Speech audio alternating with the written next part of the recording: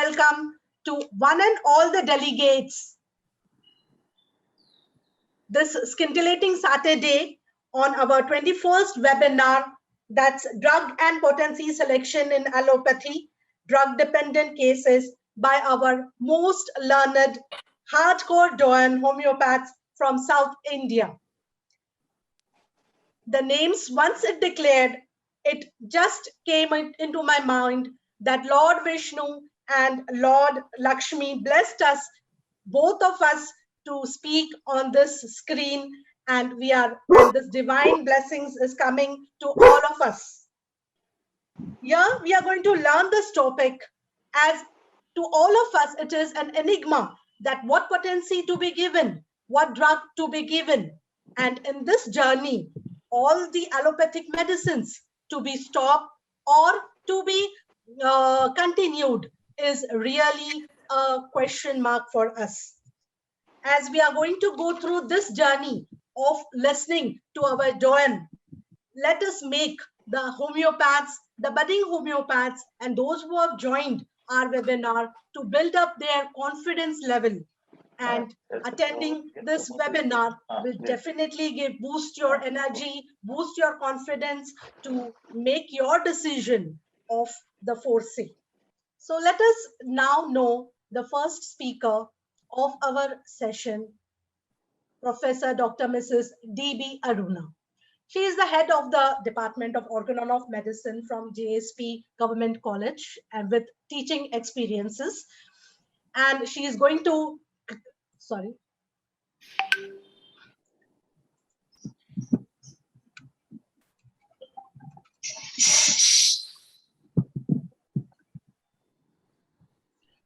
She has 22 years of teaching experience and 35 years of clinical experience. She is an examiner and has also presented many scientific papers.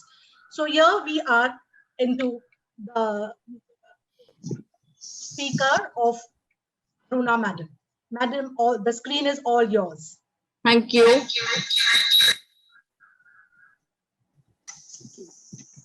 Thank you for a lovely introduction, Vaishali. A very lovely evening to all the elite members, doctors, students, and my dear friends.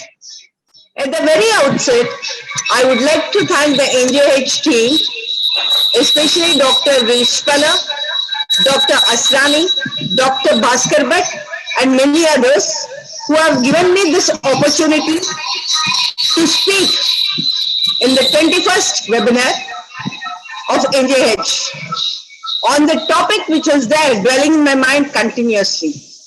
As we all know, nearly 50% of the cases that come to us depend on allopathic system of medicines also simultaneously. They take homeopathy and allopathy. So that's the reason why I wanted to speak on this topic. One of the best aphorisms that I love in Organon is the first aphorism, that is the physician's high and only mission is to restore the sick to health, to cure, as it is termed. Because it is this aphorism which encompasses the entire homeopathy and its allied subjects. Unless and until a physician has a knowledge of everything, he cannot be a good physician.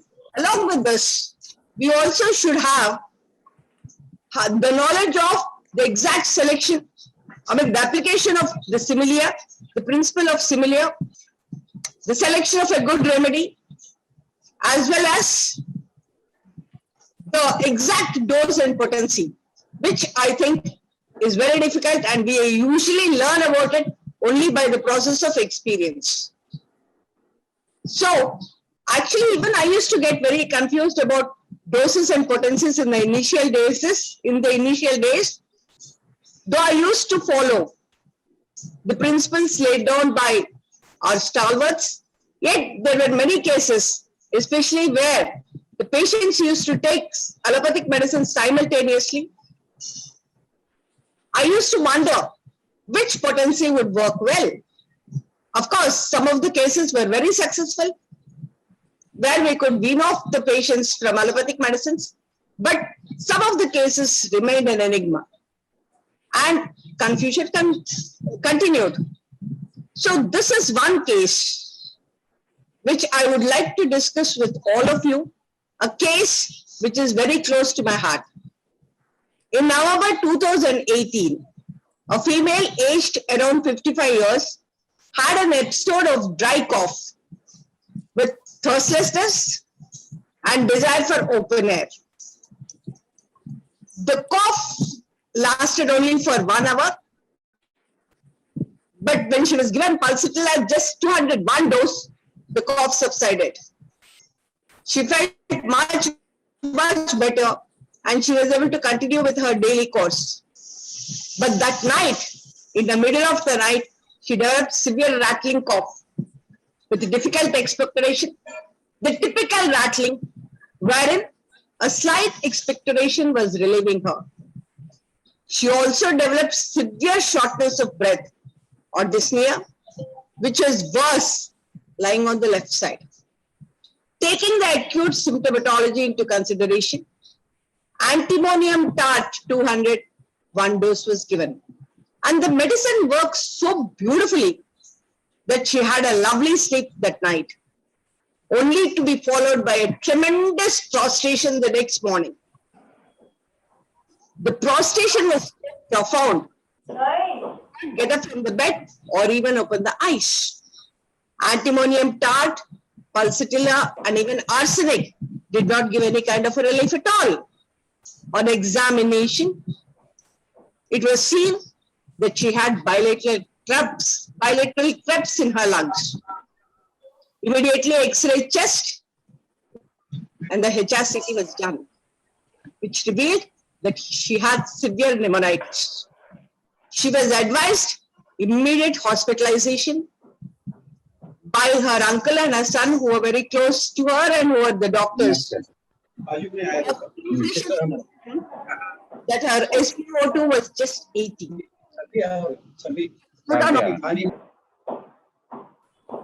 But later on, a senior doctor, on seeing the HRCT, diagnosed that she had swine flu.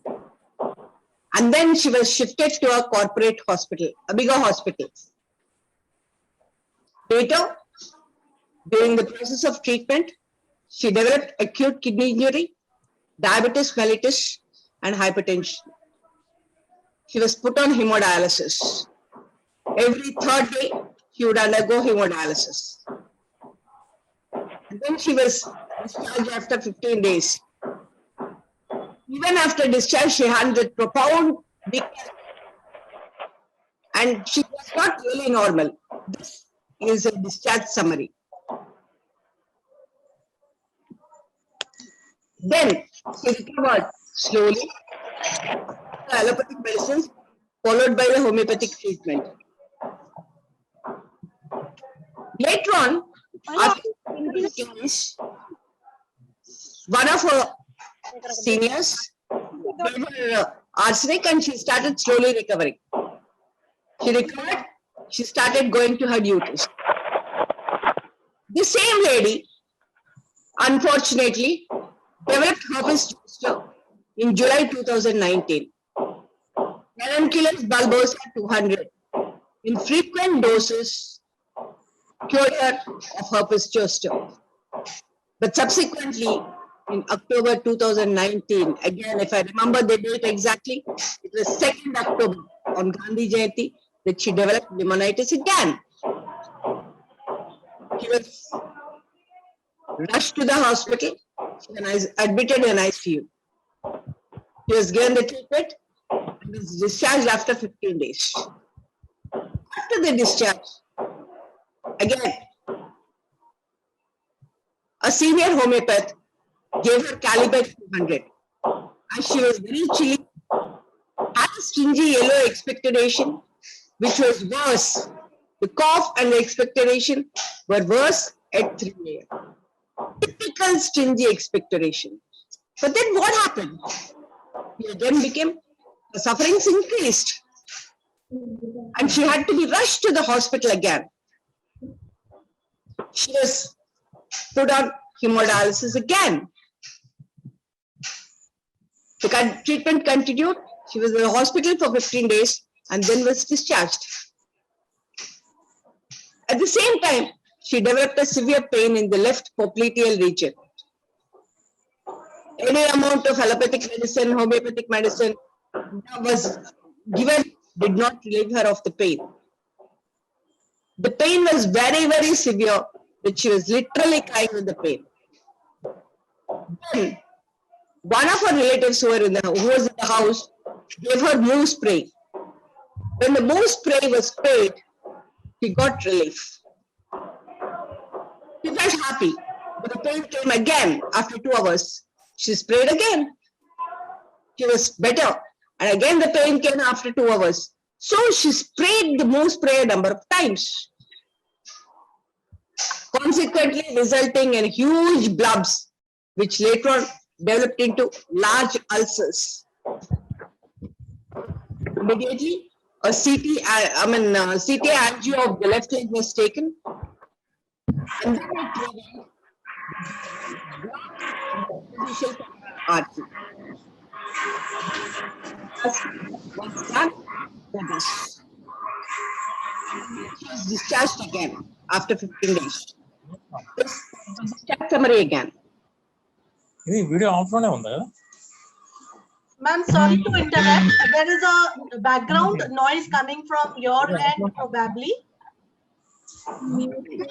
There are two sets joined together, so there is an echo, or you are very near to each other. Okay. So log in from one ID only, one phone. Okay, it's done. So this is discharge summary again. Then again, her case was retaken. అందరూ ఎవరున్నారో కూడా వస్తారు. Homeopathy. 200. He advised carcinosin 1M. On a second thought, he gave carcinosin 200. Because there is a family history of carcinoma, desire for perfection, and the patient is very chilly.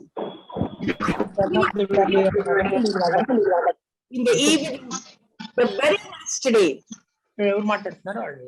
shortness of breath again. She had become very weak. She almost thought that she would die, and she collapsed.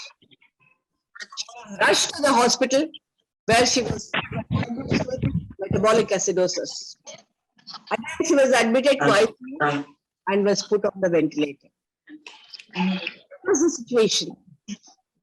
Again, she had treatment and was discharged. Subsequently, so she was discharged. She was given attached to her by some of the senior doctors. Then worsened the condition, and she was BiPAPs at home itself. Actually, had almost, almost of collapse again. This actually reminded me of the Hahnemann beautifully says, most urgent cases and imminent deaths allow no time for action of a remedy, not hours, not even minutes, sometimes not even quarter hours or even scarcely minutes. There's nothing wrong according to antipathic or allopathic system of medicine. So,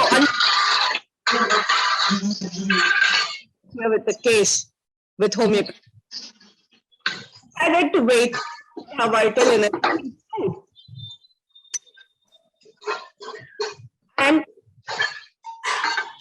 he was discharged again after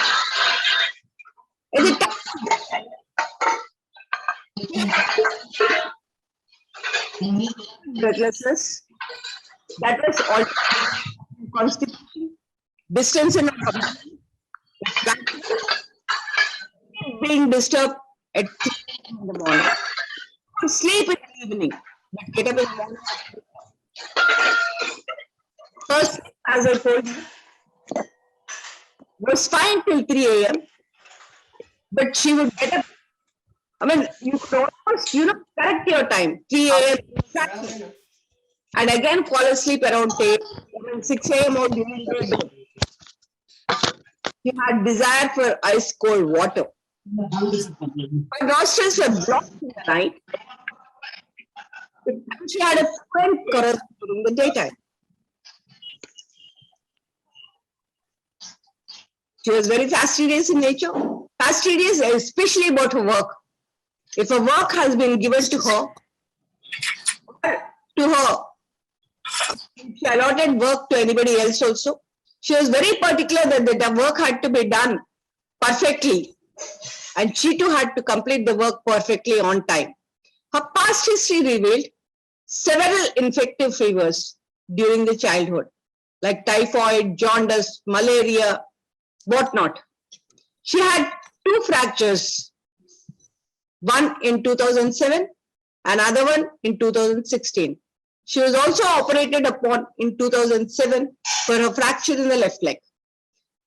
Her family history revealed on the paternal side, there was diabetes mellitus, CAD, and hypertension.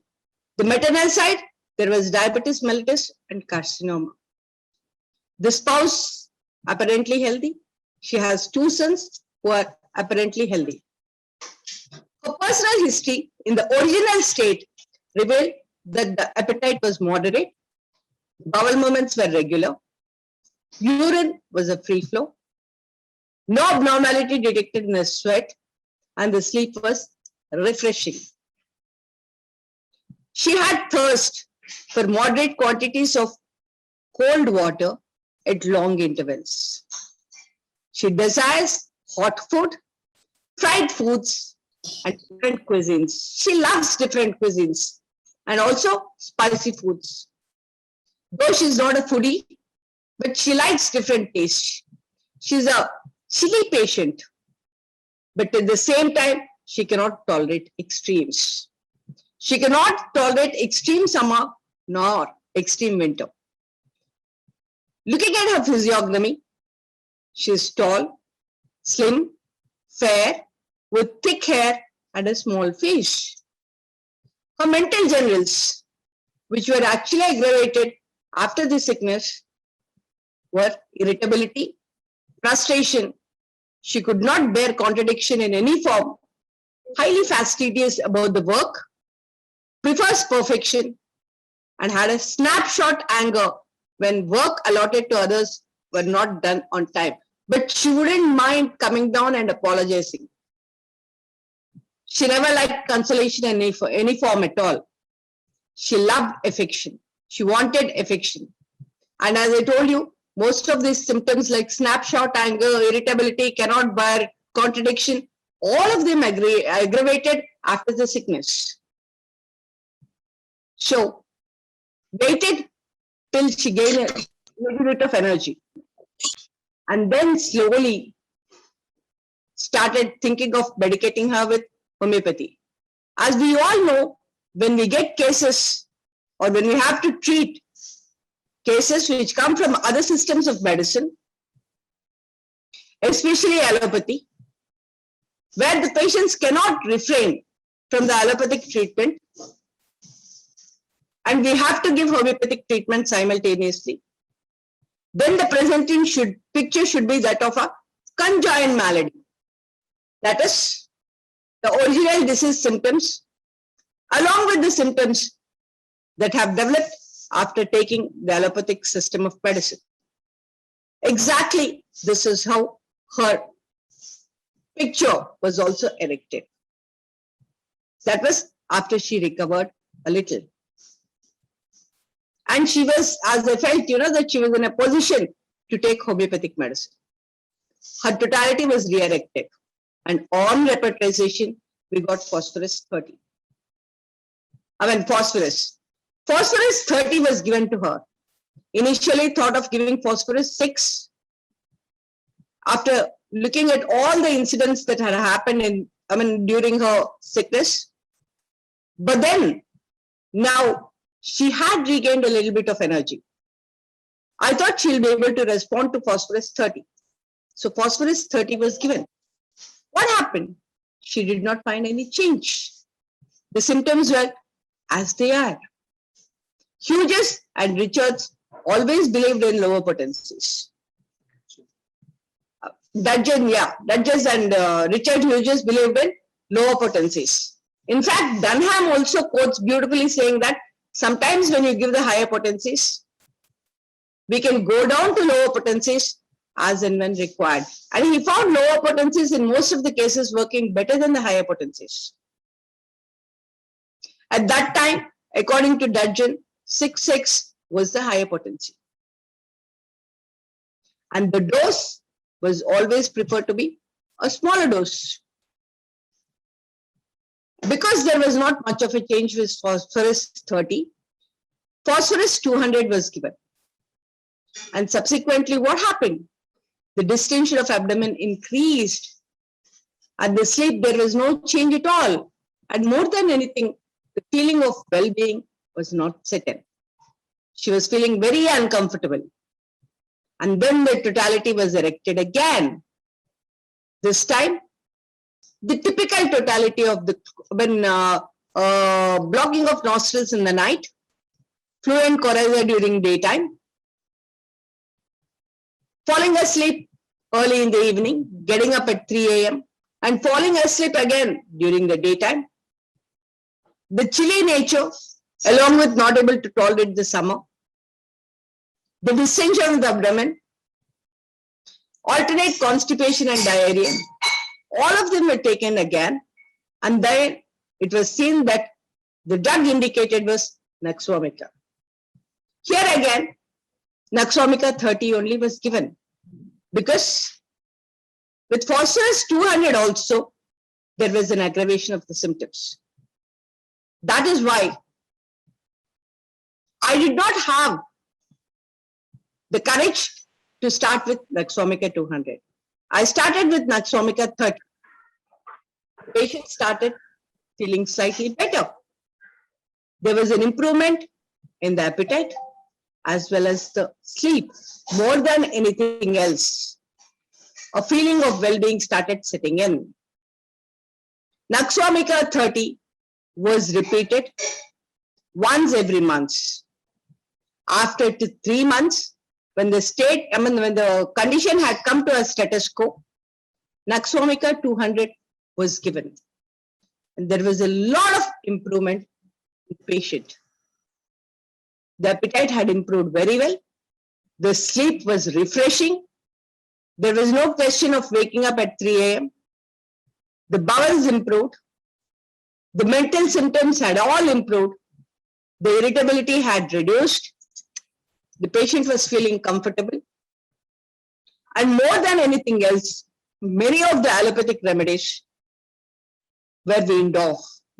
The specialist himself, the doctor who was dealing with her, was surprised. He himself started weaning her off from most of the drugs. In fact, her antihypertensives were reduced. The dosage of insulin was reduced. And she was improving well. Now, she was also able to attend to her regular duties. She's going back to her work also. So this showed very clearly that we should not be in a hurry in giving our potencies. However, Naxomica 200 is not there. This has to be followed by series of potencies of Naxomica, then by the complementaries, the cognates, as and when required. Only then, I think, the case will be complete. As said beautifully by Kent, he says that there is a difference in the activity of a given remedy in the 30th and 10th potency in the same constitution. Moreover, when you are taking allopathic medicines or Ayurvedic or any other system of the medicines, they're crude medicines which try to suppress the symptoms.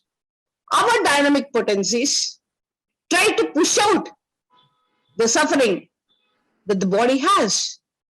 So there is an antagonistic reaction between the two. We can mess up the case.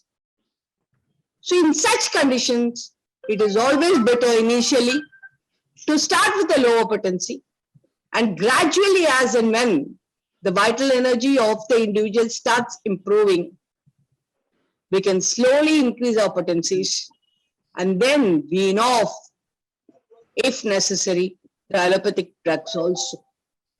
But in cases where we have to go hand in hand, like in cases of cardiac cases, severe hypertension, diabetes, malignant conditions, so on and so forth, we will have to be very careful in the selection of our potency and the dosage. As the condition and the situation demands, the dose has to be given. We should not hurry up with the large doses. Here, in fact, Kent says beautifully, he talks about the series of octaves, beginning with lower potencies and gradually improving. The patient was much, much better. All her parameters had improved. The patient was doing well. As I told you, many of her allopathic drugs were weaned off. And most of the other drugs, just one or two that she's on, were kept on lower doses. So this is a discharge summary. These are the latest parameters, dear friends, I'm sorry. And let me tell you why this case is so close to my heart, because this is my own case. These were the things that I went through since 2018. But this case of my own suffering taught me Organon properly, especially the 67th aphorism and about the potencies and the doses. Thank you so much for the patient listening. Any doubts? You're always welcome. Now, after a short break, Dr. Praveen will be taking over. Thank you so much. Thank you so much, madam. Indeed, you. it was a journey from all the stalwarts, from the octaves of Kent, and you have quoted so many right quotings from various books and your experience in treating such kind of marvelous case. And none other than the case of yourself gives a complete insight of what you have suffered, how knowledgeable you have become from this case by reading, understanding, experiencing, changing the potencies from lower potency to higher potency, and thereafter by rightly judging at every point of the case. Indeed, madam, congratulations for such a good success.